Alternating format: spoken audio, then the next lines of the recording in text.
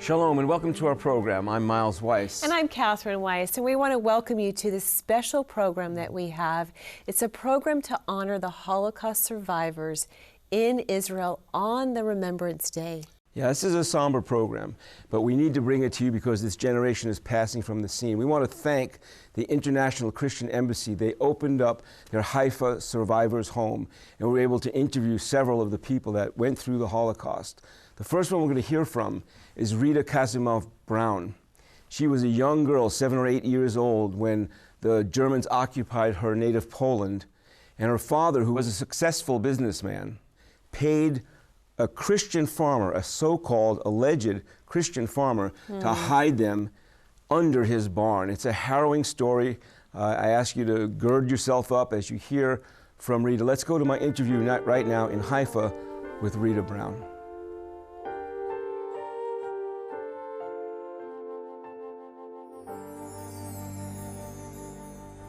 The thing was that it was under the barn, under the cattle barn, and the only light we had was when it was daylight from the barn, and it was covered a little bit with straw, a little hole. So we had like a little bit of light. Mm-hmm. Then it was the size of length of my father, but we couldn't, no one could stand up, only my little brother Harold, which was, he was a baby. And there was no room for me, so I was sitting in they dug out a connection to the potato bin, and it was like a connection from the group. We call it the group in Yiddish, and to the potato bin, and then there was a latch to open to the home of the Christian family, and I was lying in between. You woke up at night and it's dark. You woke up in the daytime, it's dark. Also dark. You woke up always fear and hunger. Fear and hunger, fear. And I would sit like this and just like praying all the time and try to go to sleep. Because you see, it was an upside world. My sleeping, I dreamed wish fulfillment dreams of Freud. I dreamed only about food. And when I woke up, the reality was a nightmare. It was a surrealistic world. I mean, no one can understand, and I'm not expecting anyone to feel sorry for understand, because it's a different world. You can't conceive a world like this because it was surrealistic. Upside down. Upside down. Yeah. Upside down. And I would sit there, and my mother, she was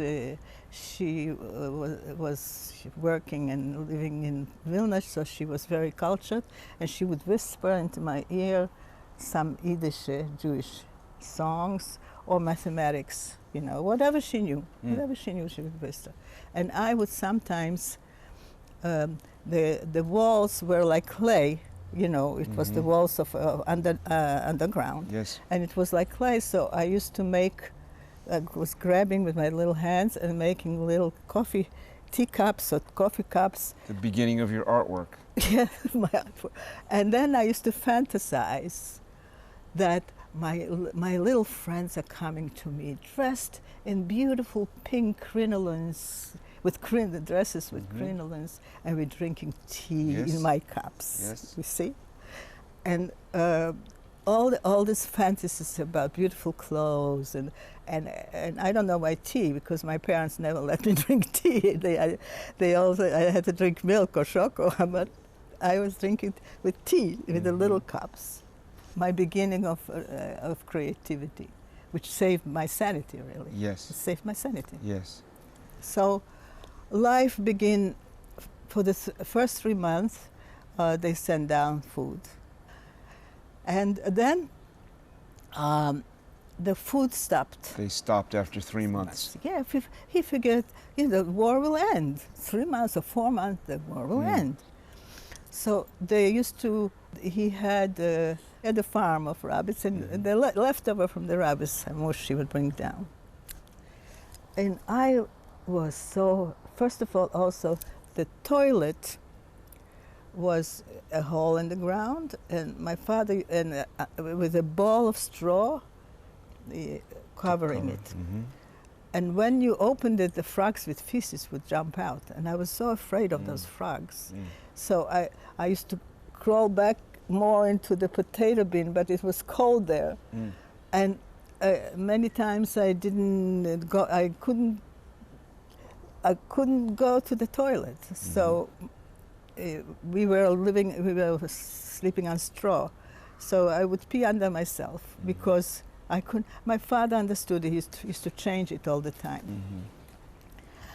And then I was so discouraged. I just didn't want to live. I even designed a childish way of committing suicide. At 7, 8 years old, I was already 8 years old or 9 maybe. Yeah, 8 or 9. Wow. But I just didn't want to live. So this is how we stayed. How long were you in that area? Well, it's almost 2 years. Like there was 19 months and there were 22 months and 19 days. You know, I don't remember exactly the month, but it's almost 2 years, like that. And our father used to go out at night, risking his life to find some food. Okay, or maybe he knew people. And then my mother overheard, but she was always listening what's going on. She was going into the potato bin and listening what's going on with the family. My father used to go out at night and listen to the radio with the farmer about the war. So she heard that they was in such danger because if they are discovered, the Germans will kill them, the family, and burn the farm. So I guess he was very frightened, and they planned to poison us. But they wouldn't have to dig a grave. We were already in a grave. We were already in the grove, in the pit. Yeah. My father devised a plan. You know, my father was very intuitive, and he only wanted to save his family. So when he went outside, he also brought me a white and coarse nightgown. That's how I lived the 2 years in it. You know. So anyway, this is how it was going on until what my father heard in the radio.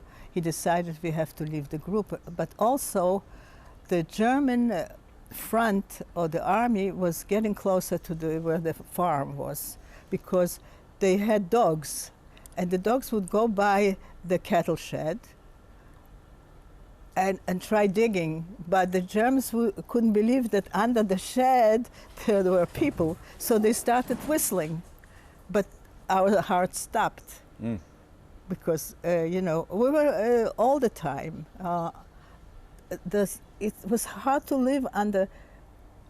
Get up hungry, go to sleep hungry. You get up with fear and hungry and imminent specter of death and imminent specter of death. So you want to die already, finished. Yeah.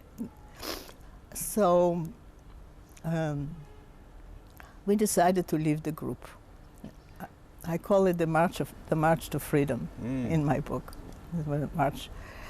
And my father said, we have to, so imagine we're going out of the farmer. And I remember so many things because I was writing a diary, you see. My mother is walking me like I couldn't walk. So I'm on my knee. I crawl like a dog. She was walking. My two small brother and sister, my sister was always in the group crying, you know, because she was getting arthritis, very strong child arthritis. And so my father took a sack, he made 2 holes, and he had the 2 kids sticking out of the holes on his back, 2 holes. My mother was in some kind of a red sweater. She was a great knitter, because when we were in this small ghetto, we had to do socks for the German army, for the Nazi German army. And so this is how we started walking. Our father said we have to walk to the Russian front, and he knew the area, how to go. So we started out at night. Did the family, they didn't know you had left? No, we told them. You did tell them? Yeah, they were released. They were relieved. Yeah, it's over. safety Then for nobody, them. the Germans can't find, nobody Right. can find us. And this is how I was crawling, and I just remembered it was pricking, maybe with the grass or something, because I was crawling on all four. And then we came to, it's called like an opening, a glade, okay?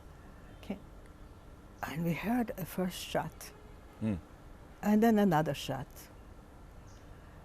And we are in the middle of a battle between the Russians and the Germans. And we're walking. This is the process, walking,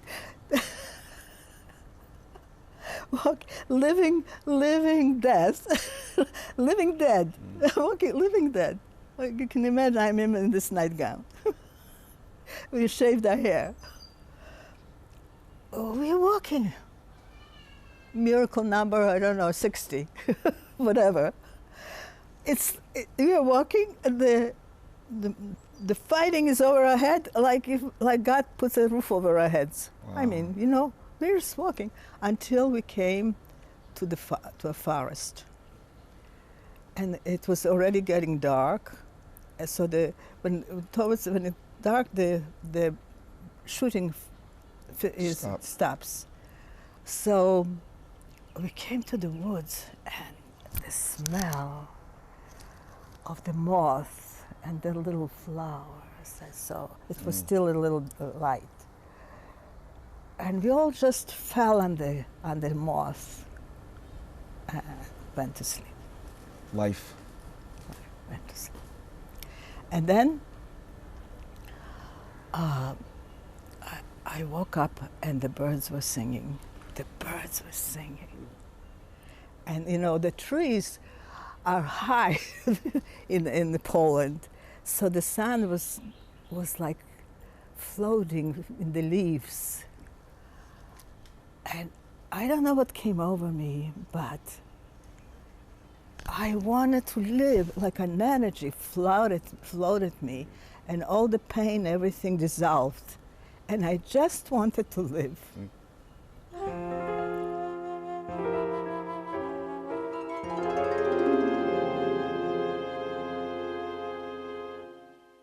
We are so grateful that Rita did live to tell her story, and it's thanks to the Russian army that she was rescued, but millions were not. And we dedicate this program to their lives and the remembrance of their lives.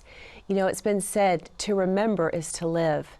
So that is why we remember the Holocaust, so that lives that are before us will have the chance to live. We'll be back after this.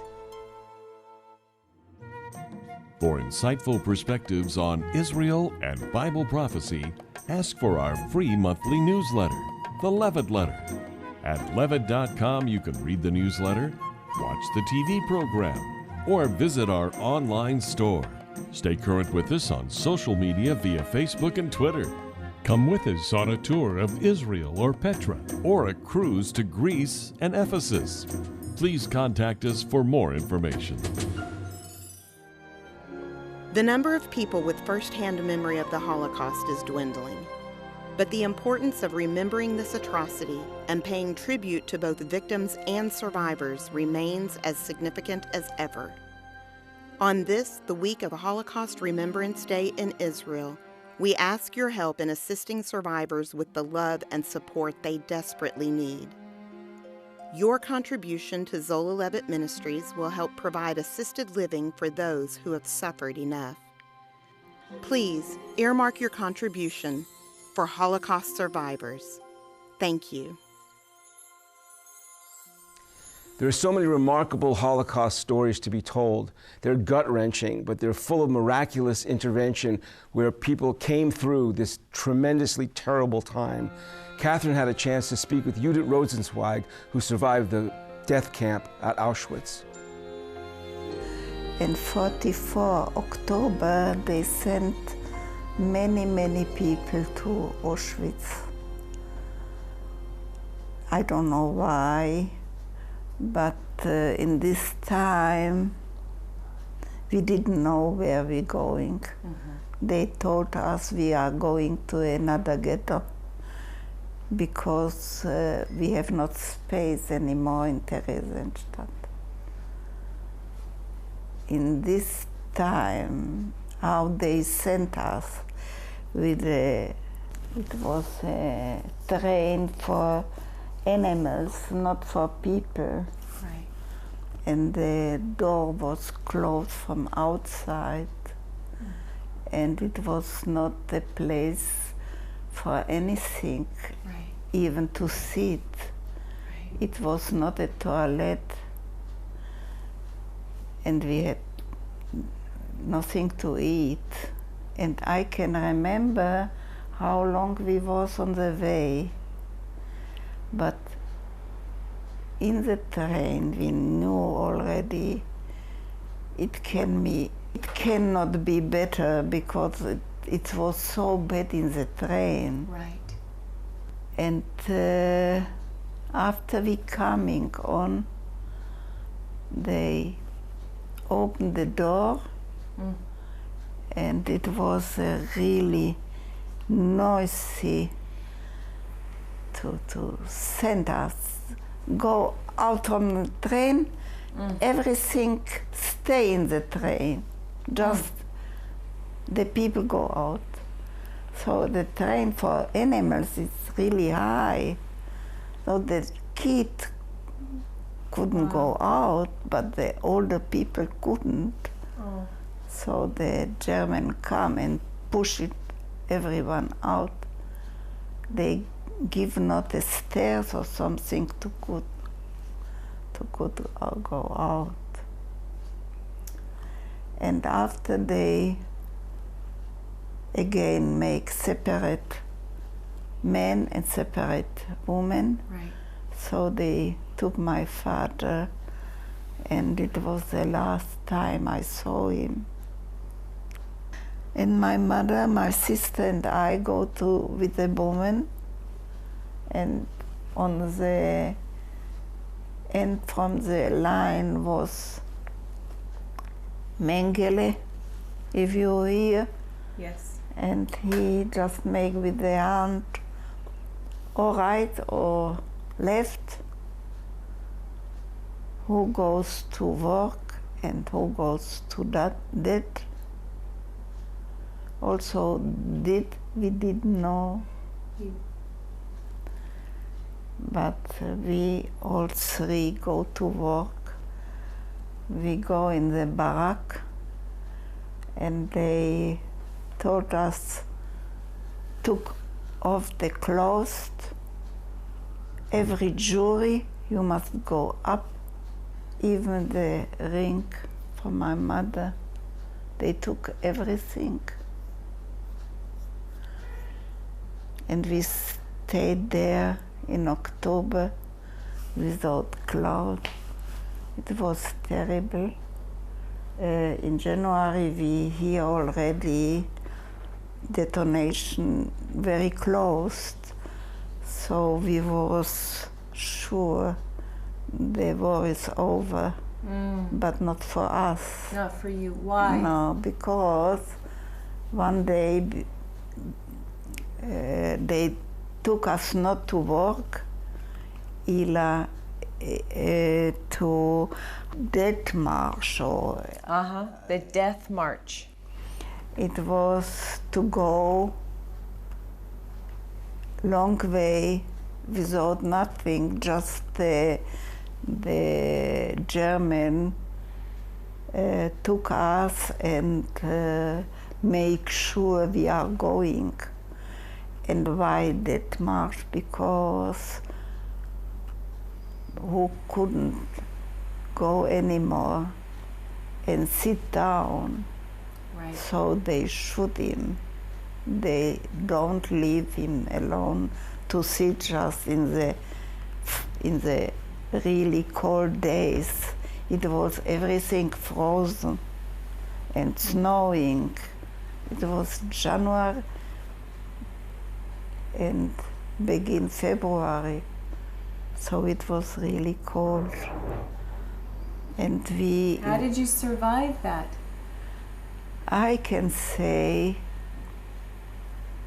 I survived because my mother and my sister, because I won't sit down also, and they didn't let me.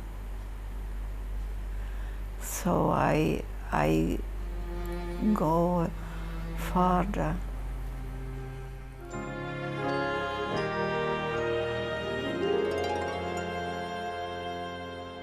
You know, Judith's story is a microcosm of the Jewish people today. Her story was that her family just wouldn't let her sit down. In the midst of her pain, in the midst of her ache, in the midst of hunger, her family said, just keep walking. And they're doing that today. They keep on moving on. And the family unit is so beautiful in Israel that they encourage each other to keep on walking. Yeah, it's really true. And the background behind that all is God, saying, these are my people, they will survive. We want to thank again the International Christian Embassy of Jerusalem for opening the doors of the Haifa Holocaust Survivors House. Catherine spoke with Judith Setz. She's the deputy director of the program, their aid program that does this incredible work with assisted living for these survivors, many of whom are in very fragile condition. So let's go to that interview now. You know, God gave the embassy the mandate of comfort ye my people. I discovered through the years it's not an easy thing to do for us as Christians, especially because of our terrible history of Christianity. And so we have tried in the work I've been doing to give hands and feet to that scripture. So we've been doing all kinds of projects, and actually since 2009 we became very much involved with Holocaust survivors in Haifa. And why? Because it's a last generation that's still alive. And I think I felt such an urgency in 2009. We have to do something like yesterday, because soon there will be no time anymore. And in an amazing way, and that is the joy of this project. I've seen God's hand on it. He has brought us here. We established an amazing partnership with the organization that had already a few Holocaust survivors living here. And through the years, it's now almost 6 years, we just have been seeing God's hand in a place. You see, it's the Haifa home. It's not like a home. That's what people think. But it's really, we call it an assisted living facility that has many buildings, and where Holocaust survivors live who don't have the means to live in their old age by themselves, or they have no children, or they're desperately lonely. And they find a home here where some people don't pay a cent to live here, and others pay a symbolic an amount. So it's like God is giving them a piece of their dignity back through this organization. That sets in such a wonderful way, because I see sometimes Holocaust being painted like poor and needy, and I see them as they're my heroes. Absolutely. And what people sometimes forget, it's not just a terrible trauma that we can never understand as Christians where they went through. But with that trauma, all these people that are still alive today, they're actually, they were children, some teenagers, some, when they're now already far in their 90s, they were 22. And they came to this country, often without parents, maybe with a sibling, but they came in a country that had to fight also for its survival. And they were the ones that established this amazing miracle nation of Israel. So they are my heroes. That's why we have also young people we bring here, because we want the young generation who often doesn't know anymore. And I think all of us know that we have to learn from history, but somehow we never do. And for the survivors who are able to tell this story, it's as a fire burning in them, because they know when they're not there anymore, who will still believe? So we need to educate our our children, our grandchildren, about the most horrible things that have happened so that it will never happen again.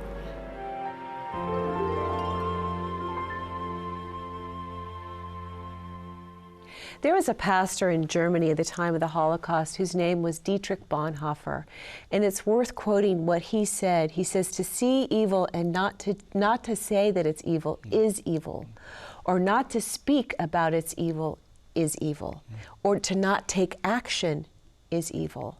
So I believe that God is wanting us to take a stand for the Jewish people and a stand and to speak up for what God is doing in this earth. Yeah, I agree. And I think that our audience, I think our viewers are wanting to live in the spirit of Dietrich Bonhoeffer, Corrie ten Boom, Oskar Schindler, the heroes that separated themselves from the mentality, the zeitgeist, the spirit of the age, what was going in one direction, and to stand up and say, this is wrong, I won't be part of it, I'm going to do something else, do something different.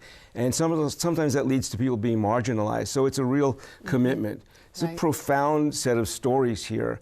And I think one of the most moving things that we experience is on the Yom HaShoah, the Holocaust Remembrance Day in Israel, when the sirens go off and the people get out of their cars and stand for a moment of silence. It's very moving. And, you know, we want our audience to do what we do, is to say, never again. Amen. That this will never happen. Yeah. And so we want to live that way. Yes. Amen. Yeah.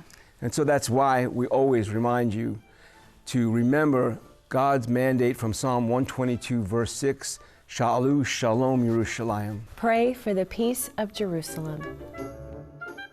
Our monthly newsletter, The Levitt Letter, is free and full of insightful articles and news commentary from a messianic perspective.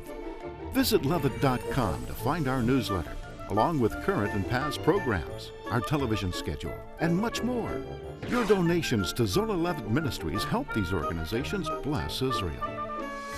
Please remember, Zola Levitt Ministries depends on tax-deductible donations from viewers like you.